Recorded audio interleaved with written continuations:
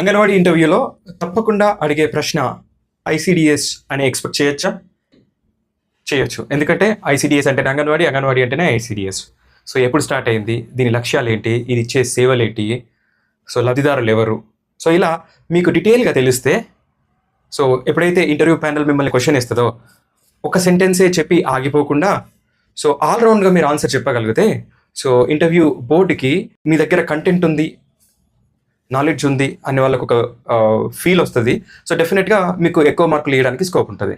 So ఒకవేళ మీరు ఒకటే లైన్లో ఆన్సర్ చెప్పి ఆగిపోయినట్లయితే, సో మీరు ఇంటర్వ్యూ ప్యానెల్ని ఇంప్రెస్ చేయలేకపోవచ్చు. సో ఆల్రెడీ పెద్దపల్లి, మహబూబ్ నగర్ వాళ్ళు ఈ అంగన్వాడీ పోస్టులకి అప్లై చేసి ఉన్నారు. సో మీరు డీటెయిల్ కోర్స్ కోసము ఇప్పుడే మన తెలంగాణ యాప్ లేదా Srikanth sir classes app install చేసుకొని కోర్స్ పర్చేస్ చేసుకోండి. నేను కంటెంట్ రోజు అప్లోడ్ చేస్తున్నాను. సో అప్లోడ్ చేసిన తర్వాత ఈ ఆఫర్ ప్రైస్ ఉండదు. సో మీరు అప్పుడు సార్ 999 పెట్టినారు కదా, మళ్ళీ 999 అడగద్దు. సో ఎప్పుడైతే కంటెంట్ అప్లోడ్ చేస్తానో సో అమౌంట్ డబుల్ అవుతుంది. సో మీరు ఇంటర్వ్యూ అంగన్వాడీ పోస్టులకి ఇంటర్వ్యూ గైడెన్స్ కోసము ఇప్పుడే ఈ యాప్లను డౌన్లోడ్ చేసుకొని ఆ ఇంటర్వ్యూ గైడెన్స్ కోర్సు పర్చేస్ చేసుకోండి. See you in the app. Thank you.